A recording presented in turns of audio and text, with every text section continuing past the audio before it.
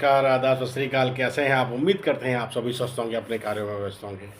दोस्तों, पैसा कमाने की हर किसी की चाहत होती है, लेकिन पैसा कमाया कैसे जाए, इस चीज़ का ना लोगों के पास इन्फॉर्मेशन प्रॉपर तरीके से होता नहीं है, जिसके चलते लोग अपनी सिर्फ एक एक्टिव इनकम के ऊपर कायम रहते हैं। एक्टिव इनकम मतलब आप कोई जॉब कर रहे हैं या कोई शॉप चला रहे हैं। इसमें होता क्या है कि जब तक आप काम करेंगे तब तक आप इनकम लेके आएंगे। अगर भगवान न करे आप कोई बीमार पड़ गए या कोई आपके साथ ऐसा कोई इंसिडेंट हो गया कि आप एक्टिवली काम नहीं कर पा रहे हैं, वहाँ पर आपकी इनकम ब्लॉक हो जाती है, रुक जाती है। और जैसे ही इनकम रुकती है वैसे ही हमारे पास बहुत सारी समस्याएं पैदा होना शुरू हो जाती हैं। बहुत सारे खर्चे हमारे हैं जो हम कंट्रोल नहीं कर पाते हैं, उन खर्चों को कैसे पे करें, ये समस्या आना शुरू हो जाती है। अब इसके लिए ज़रूरी क्या है? आपके पास प्रॉपर नॉलेज का होना। प्रॉपर नॉलेज कब होगी? जब आप खुद उन चीज़ों में इन्वॉल्व होंगे, उन चीज़ों की नॉलेज लेंगे, तो ही आप उन चीज़ों में आप एक्टिवली काम कर पाएंगे। एक तो डायरेक्ट आप जो काम कर रहे हैं वो तो कर ही रहे हैं, साथ में आप पैसिव इनकम के लिए या रिकरिंग इनकम के लिए आप क्या कर सकते हैं, उस पे काम करना बहुत ज़रूरी है। उसके लिए आपको नॉलेज लेना बहुत ज़रूरी है। देखो, आप एक्टिवली इनकम लेके आ रहे हैं, वो तो आपके पास आ रही है। अब उससे आपने अपने खर्चे सँभाल लिए, जो पैसा बच गया उसको बैंक में डाल दिए। अगर आपने वो पैसा बैंक में रख दिया, सेविंग अकाउंट रख दिया, तो आपको 3 से 4% इंटरेस्ट आएगा, मुश्किल से, ईयरली। उससे आपका कुछ भला होने वाला नहीं है। वहीं पर अगर आपने एफडी में डाल दिया, तो आपको 6 से 7% आपको रिटर्न मिल जाएगा।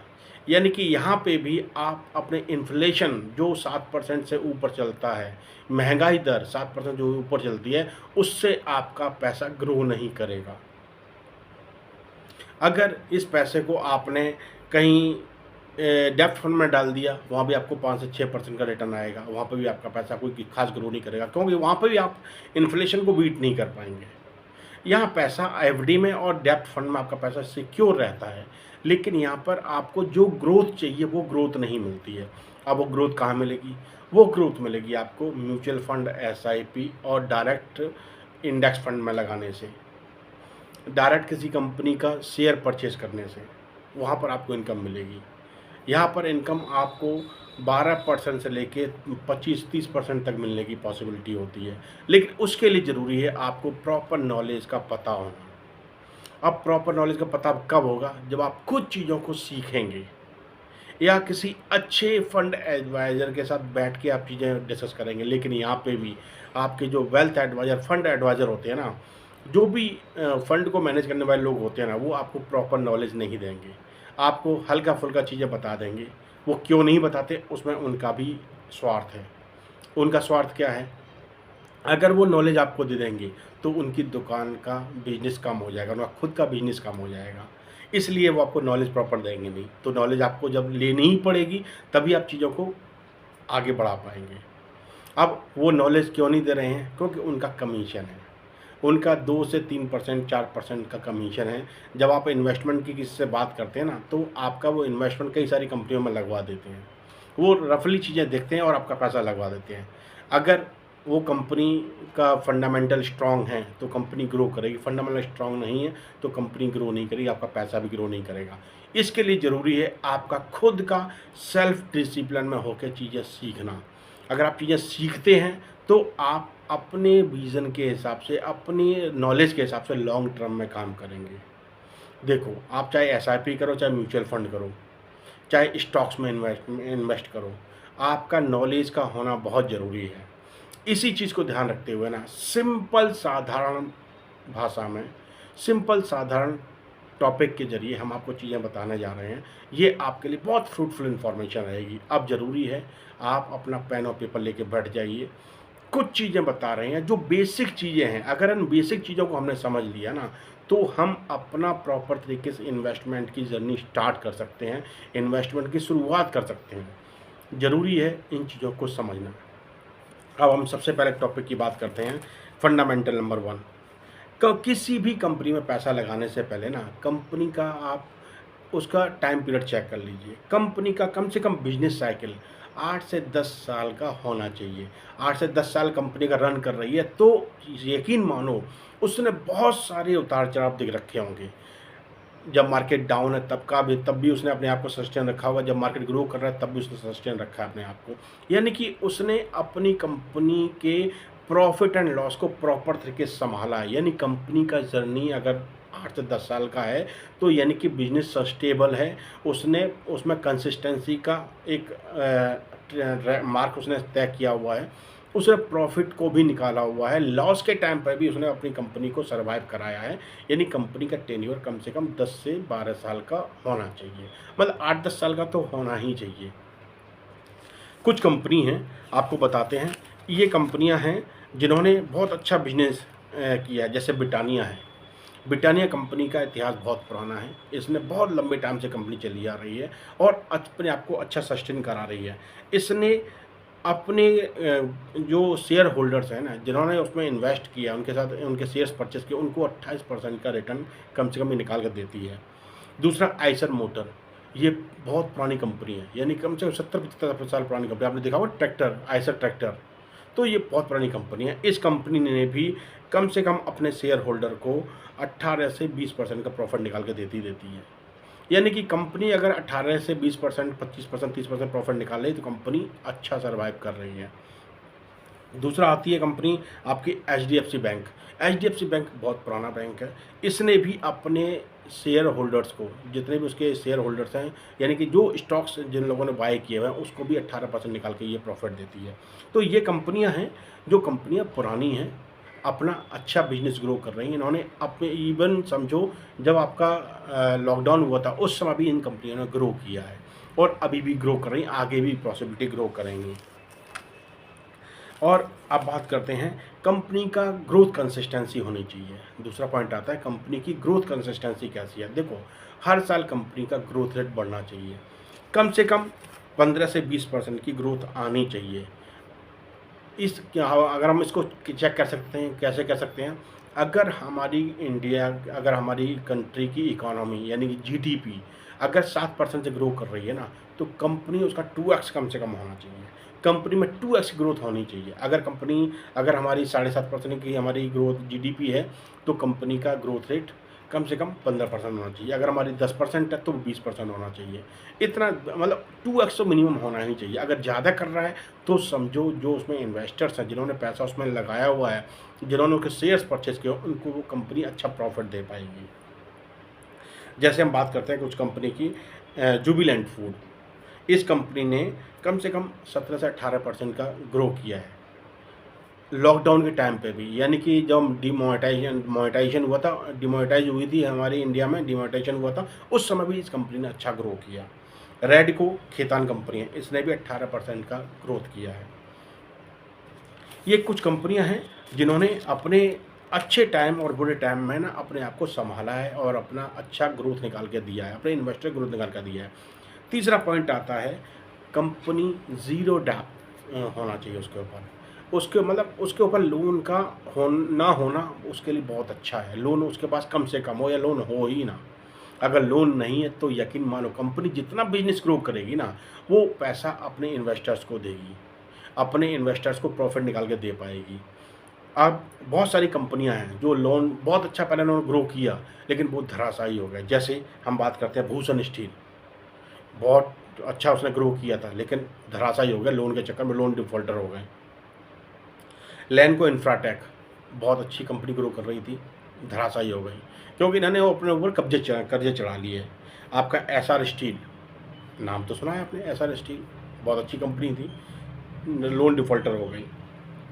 आलोक industry, Amtek auto, Jaypee infrastructure जो दिल्ली एनसीआर में बहुत सारे इनके प्रोजेक्ट चल रहे थे, सारे बैठ गए। क्यों बैठ गए? क्योंकि इन्होंने अपने आप पे कर्जे चढ़ा लिए, को लोन उठा लिया मार्केट से, और लोन को रीपे करने के लिए अपने आप को सर्वाइव नहीं करा पाई, धराशायी हो गई। बहुत सारे इन्वेस्टर्स का पैसा ये डुबो दिया इन लोगों ने। वहीं पर बहुत सारी कंपनी ऐसी भी हैं जिन्होंने बहुत अच्छा ग्रो किया है, जैसे आपका टाटा कंसल्टेंसी, इस पर ज़ीरो डेप्ट है, यानी कि इस पर लोन ना के बराबर है। ये लोन नहीं लेते और ये अपने बिजनेस को इस तरह से ग्रो कराते हैं। ये कंपनी हमेशा ग्रो में चल रही है। इस कंपनी ने अपने इन्वेस्टर को 27% का रिटर्न निकाल के दिया है। डेविस कंपनी, इसने अपने इन्वेस्टर्स को 47% रिटर्न निकाल कर दिया है। यानी कि अपने इन्वेस्टर को कम से कम 1.5 से 2 साल में पैसा डबल करके दिया है। टाटा कंसल्टेंसी सर्विसेज, इसने 27% रिटर्न दिया है। इसने कम से कम 3 साल में अपने इन्वेस्टर का पैसा इन्होंने डबल किया है। वर्लपूल, इसने कम से कम इन्होंने भी कम से 22-23% रिटर्न निकाल कर दिया है। यानी कि अपने इन्वेस्टर को 2.5 से 3 साल मतलब 3 से 4 साल में पैसा डबल करके दिया है। देखो, जिस कंपनी का लोन नहीं होगा ना, तो वो प्रॉफिट अपने शेयर होल्डर में शेयर कर देगी, इन्वेस्टर्स को प्रॉफिट में शेयरिंग दे देगी। अगर इनके पास लायबिलिटी ज़्यादा है तो ये अपने लोन को पे करने में इनका टाइम निकल जाएगा, अपने इन्वेस्टर्स को ये प्रॉफिट ज़्यादा नहीं दे पाएंगे। जिस कंपनी का लोन लायबिलिटी कम है वो कंपनी अच्छा ग्रो करती है। नेक्स्ट पॉइंट आता है, कंपनी के अंदर जिस कंपनी में आप इन्वेस्ट करने जा रहे हैं ना, उसमें शेयर होल्डर, अगर ओनर का शेयर होल्डर आपको चेक करना बहुत ज़रूरी है। कंपनी में शेयर का ओनर का शेयर होल्डर कम से कम 51% होना ज़रूरी है। अगर 51% से ज़्यादा है तो बहुत अच्छी बात है, क्योंकि अगर ओनर का उसमें शेयर होल्डिंग ज़्यादा है तो ओनर कंपनी को ड्राइव करेगा, ओनर कंपनी के ऊपर मेहनत करेगा, अपनी कंपनी को साथ में आसमान तक ले जाने के लिए पूरी जी जान लगा देगा। वो पूरे डिसीजन पावर उसके पास होंगे। कंपनी क्या अच्छा है क्या बुरा है वो कंपनी के बारे में अच्छे से डिसीजन ले पाएगा। अगर शेयर होल्डिंग कम है तो कहते हैं ना, बेलगाम घोड़ा अगर आप दौड़ा रहे हैं ना, 4 घोड़े से गाड़ी आप चला रहे हैं और बेलगाम कर रखी है तो कोई लेफ्ट भाग कोई राइट भागेगा, गाड़ी धराशायी हो जाएगी। वही कंपनी का हाल होता है। अगर ओनर का शेयर होल्डिंग अच्छी है तो उसको वो प्रॉपर तरीके से डिसीजन लेके उसको ड्राइव करेगा और कंपनी को प्रॉफिट में लेके जाएगा। शेयर होल्डिंग ज़्यादा होना बहुत ज़रूरी है कंपनी में ओनर का, तो कंपनी अच्छा सर्वाइव करेगी। अगर शेयर होल्डर कंपनी का जो ओनर है उसकी शेयर होल्डिंग 50% है या 51% है और आने वाले टाइम में अगर वो मार्केट से अपने शेयर उठा रहा है, यानी कि अपनी परसेंटेज बढ़ा रहा है, तो यकीन मानो कंपनी और अच्छा रन चलेगी। उसको अच्छी तरह पता है कंपनी को प्रॉफिट में कैसे लेके जाना है। तो शेयर होल्डर होना, ज़्यादा होना ओनर का कंपलसरी है। जैसे हम कुछ बात करते हैं पीडीलाइट कंपनी, इसमें कंपनी का जो शेयर होल्डर है ना, भारतपुरी जी, उनका 70% का शेयर होल्डिंग है। 70-75% का शेयर होल्डिंग है। यानी कि एक कंपनी आप देखते हो ना मार्केट में, फेविकॉल के अलावा आपको और कुछ दूसरा प्रोडक्ट नहीं मिलता। पीडीलाइट फेविकॉल आपको मिलेगा और ये बहुत लंबे टाइम से सर्वाइव कर रहे हैं, अपनी कंपनी को रन करा रहे हैं, अच्छे से रन करा रहे हैं। यहाँ पर कंपनी कम से कम 25% का एनुअल ग्रोथ निकाल के देती है, यानी 25% ग्रोथ निकालती है, अपने इन्वेस्टर का पैसा कम से कम 3 से 4 साल में डबल करके दे देती है। सेरा सैनिटरी वेयर, इसमें जो कंपनी के ओनर हैं मैं विक्रम सोमानिया, विक्रम सोमानिया जी का इस कंपनी के अंदर अच्छा होल्डिंग है। इन्होंने 10 साल में कम से कम 30% रिटर्न निकाल के दिया है, 3% की जीडीपी ग्रोथ की है। यानी कि अपने इन्वेस्टर को कम से कम 2.5 से 3 साल में पैसा डबल करके दिया है। ऐसे है बर्जर पेंट, उसके जो ओनर हैं कुलदीप सिंह ढींगरा जी, उसमें कंपनी का उनका 70% का होल्डिंग है। जब 70-75% होल्डिंग होती है ना, तो ओनर कंपनी को अच्छी तरह से ड्राइव करता है और अपने इन्वेस्टर्स को अच्छा पैसा निकाल के देता है। इस कंपनी ने भी कम से कम 30% के आसपास प्रॉफिट निकल के दिया, यानी कि 2.5 से 3 साल में कंपनी ने अपने इन्वेस्टर का पैसा डबल करके दिया है। यानी कि शेयर होल्डिंग ओनर का ज़्यादा होना कंपनी के लिए बहुत अच्छा होता है और कंपनी को अच्छी तरह ग्रो कराते हैं। नेक्स्ट आती है कंपनी का प्रॉफिट आफ्टर टैक्स कितना है, यानी कि पीएटी कितना है। अगर टैक्स के बाद अगर कंपनी का प्रॉफिट 25% या उससे ज़्यादा है तो यकीन मानो कंपनी अच्छा ग्रो करेगी, लॉन्ग टर्म में चलेगी। जैसे टाइटन, आपका टाइटन कंपनी है, टाइटन कॉरपोरेशन, उसमें कंपनी का जो वैट है वो 60% है, वर्लपूल का 41% है, सज्जन इन्फोटेक है उसका 33% है। यानी कि इन्होंने अपने अच्छे टाइम को प्रॉपर तरीके से यूटिलाइज़ किया, कंपनी को ग्रो कराया। यानी सब कुछ पे करने के बाद ना 25 से 30%, 40% का अगर ग्रोथ कंपनी कर रही है ना, तो यकीन मानो वो अपने इन्वेस्टर्स को कभी डुबोएगी नहीं, कि अपने इन्वेस्टर का इन्वेस्टमेंट किया हुआ पैसे को ऊपर बढ़ाएगी, बढ़ाती चली जाएगी। ऐसा हो रहा है तो इन्वेस्टर उसमें खुश रहेगा और वो लॉन्ग टर्म तक आपके साथ टिकेगा। तो इन्वेस्टर को ये चीज़ें देखना बहुत ज़रूरी है। नेक्स्ट आती है company revenue and unit sale. देखो, ये भी देखना बहुत ज़रूरी है। कंपनी का हर साल कम से कम 15 से 20% का ग्रोथ होना ज़रूरी है। अब ग्रोथ तो कंपनी कर रही है, लेकिन यहाँ पे कंपनी वाले बहुत सारे झोल-झाल कर जाते हैं। कंपनी ये तो दिखा रही है कि वो हर साल ग्रो कर रही है, लेकिन ग्रो कैसे कर रही है?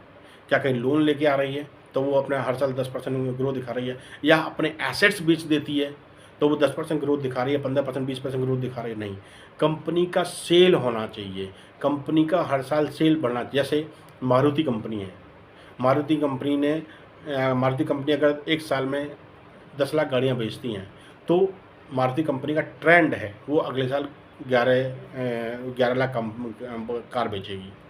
यानी कि वो कंपनी कंसिस्टेंसी से ग्रो कर रही है, वो यूनिट भी सेल कर रही है और अपने रेवेन्यू को भी बढ़ा रही है, अपने प्रॉफिट को भी बढ़ा रही है। तो दोनों का कॉम्बिनेशन चलेगा तो कंपनी अच्छा ग्रो करेगी। इन चीज़ का देखना बहुत ज़रूरी है। आपका दूसरा आता है गोदरेज कंज्यूमर। गोदरेज के प्रोडक्ट बहुत अच्छे हैं, मार्केट में बहुत चलते हैं। यहाँ पे गोदरेज कंपनी भी हर साल अपना प्रॉफिट, अपना सेल बढ़ाती है, यूनिट सेल बढ़ाती है और प्रॉफिट को इंक्रीज़ करते हैं। ये भी 20 से 25% का ये ग्रोथ लेते हैं, ये अपने इन्वेस्टर का पैसा बढ़ा के देते हैं। अब आती है net operation cash flow. Company के अंदर कैश फ्लो कैसा हो रहा है? बिजनेस कैश फ्लो हो रहा है, बहुत अच्छी बात है। बिजनेस कैश फ्लो मतलब क्या है? कंपनी प्रोडक्ट मार्केट में सेल कर रही है, उससे प्रॉफिट जनरेट कर रही है। बहुत सारे कंपनियां जो है ना वो झोल-झाल भी करती हैं, या यहाँ का पैसा वहाँ, वहाँ का पैसा वहाँ, वहाँ के पैसे को यहाँ रोटेट कर दिया, यहाँ से वहाँ दिखा दिया, नकली बिल बना के पैसा निकाल लिया, फिर उठा के पैसे को लेफ़्ट राइट करके जनरेट करके दिखा दिया। यानी कि वो वहीं पे पैसे को इधर-उधर घुमाते हैं। ऐसी कंपनियों का फंडामेंटली वो स्ट्रॉन्ग नहीं होते हैं, वो इन्वेस्टर के पैसे को डुबो देते हैं। यानी कि आपको कंपनी में बिज़नेस कैश फ्लो कितना आ रहा है ना, वो देखना ज़रूरी है। अगर वो बिज़नेस कैश फ्लो अगर उसमें हो रहा है 20 से 30% का, कंपनी अच्छा रन कर रही है, वो अच्छा चलेगी। यानी कि business cash flow business company में होना बहुत ज़रूरी है।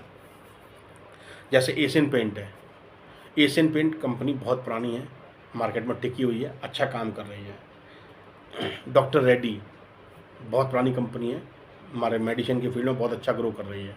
तो इन कंपनियों के ना कैश फ्लो बहुत अच्छे हैं, इसमें नेगेटिव कैश फ्लो नहीं होता। इनका बिजनेस कैश फ्लो हमेशा पॉजिटिव रहता है, 20 से 25-30% के आसपास चलता रहता है। तो ये कंपनियां ग्रो कर रही हैं। नेक्स्ट बात आती है रिटर्न ऑन कैपिटल एम्प्लॉयड। अब इस टॉपिक को समझना बहुत ज़रूरी है, ये बड़ा कॉम्प्लिकेटेड टॉपिक है। रिटर्न ऑन कैपिटल एम्प्लॉयड का मतलब क्या हुआ? कंपनी ने कितना लोन लिया है और कंपनी के ओनर का कितना होल्डिंग है, कितना इन्वेस्ट किया हुआ है। यार कंपनी ने 50 लाख का लोन लिया है और कंपनी के जो ओनर है उसका भी 50 लाख का इन्वेस्टमेंट है, तो कंपनी का टोटल कैपिटल हो गया 100 करोड़ के आसपास हो गया। वो सॉरी 1 करोड़ के आसपास हो गया। 50 लाख का लोन है, 50 लाख की होल्डिंग है ओनर की, और उसमें 100 मतलब 1 करोड़ का इन्वेस्टमेंट हो गया। अब कंपनी का सेल कम से कम 120 होना चाहिए। तो कंपनी ने जैसे 50 का लोन लिया था, 50 का उसने खुद की उसने इन्वेस्टमेंट की हुई है, 1 करोड़ की कंपनी मिल गई। नेक्स्ट ईयर 1.2 करोड़ का बनेगा, तो उसमें 20% का उसका प्रॉफिट निकल आएगा। यानी कि 20 लाख का प्रॉफिट आएगा, तो वो लोन को भी पे कर देगा और अपने इन्वेस्टर को भी दे देगा। 10% का प्रॉफिट दे ही देगा, तो उसका 20% का ग्रो करना कंपलसरी है। इस चीज़ का ध्यान रखना बहुत ज़रूरी है। अगर कंपनी ऐसा 20% ग्रो कर रही है ना, आपका company return on capital employed उसको ROE दे रही है, तो कंपनी अच्छा चलेगी, लॉन्ग टर्म में चलेगी। जैसे नेस्ले कंपनी है, ROCE इसका कम से कम 14 से 15% रहता है, 20% तक भी जाता है। TCS इसका ROCE 50% रहता है। ये अपने इन्वेस्टर का पैसा कभी डुबो नहीं देती, ये पैसा निकाल के देती है। हो सकता है मार्केट अप एंड डाउन है तो थोड़ा सा प्रॉफिट कमाए, लेकिन ये प्रॉफिट निकाल के देती है। अब बात है रिटर्न ऑन इक्विटी, सबसे main topic, return on equity, यानी कि बाहर से जो इन लोगों ने पैसा लगाया हुआ है कंपनी में, उसको कंपनी को कम से कम 15 से 20% का रिटर्न देना है। अगर वो दे रही है तो कंपनी अच्छा रन कर रही है, आप इसके साथ इन्वेस्टमेंट करके काम कर सकते हैं। अब बात आती है, देखेंगे कहाँ से ये चीज़ें। आजकल बहुत कुछ यूट्यूब पे अवेलेबल है, आप किसी भी कंपनी का अकाउंट ओपन कीजिए, उसके नीचे फाइनेंशियल टिप्स में जाइए, फाइनेंशियल टिप्स में जाके ना वहाँ पर आप उसका प्रॉफिट और लॉस, उसका कैश फ्लो, आप सारी चीज़ें देख पाएंगे। आप अगर वो कंपनी का आरओई और आरओसीई अच्छा है तो कंपनी लॉन्ग टर्म में चलेगी और उसके फंडामेंटली वो स्ट्रॉन्ग है, और कंपनी का कम से कम 8 से 10 साल का सर्वाइवल होना चाहिए। ये कुछ बेसिक टिप्स हैं, अगर ये चीज़ें आपने समझ ली तो आपको इन्वेस्टमेंट के टाइम पर दिक्कत नहीं आएगी, और अपना जो भी आप पैसा इन्वेस्ट कर रहे हैं ना, उसको प्रॉपर तरीके से चेक करते रहना बहुत ज़रूरी है। अगर आप चेक करते रहेंगे तो आपको पता रहेगा आपने जो इन्वेस्टमेंट की है उसका ग्रोथ रेट क्या चल रहा है। अब हम शॉर्ट में सारी चीज़ों का ध्यान करते हैं जो हमने फंडामेंटल आपके साथ शेयर किए हैं। किन किन फंडामेंटल्स का आपका समझना बहुत ज़रूरी है। नंबर 1, बिजनेस साइकिल कम से कम 8-10 साल का होना चाहिए। नंबर 2, ग्रोथ की कंसिस्टेंसी होना चाहिए, उसमें हर साल कंपनी का ना कम से कम 20 से 25% ग्रोथ उसकी होनी चाहिए। लीडरशिप अच्छी होनी चाहिए, लीडरशिप स्ट्रांग होना चाहिए, लीडरशिप का विज़न स्ट्रांग होना चाहिए। उसमें कंपनी का जो प्रमोटर होल्डर है वो उस कम से कम 51% का होना चाहिए। कंपनी के ऊपर ज़ीरो डेप्थ अगर उसके पास लायबिलिटी है तो कंपनी अच्छा ग्रो करेगी। प्रॉफिट आफ्टर टैक्स कम से कम 25% एवरी ईयर उसका बढ़ना चाहिए। कंपनी रेवेन्यू 10 से % बढ़ना चाहिए यूनिट सेल के साथ में।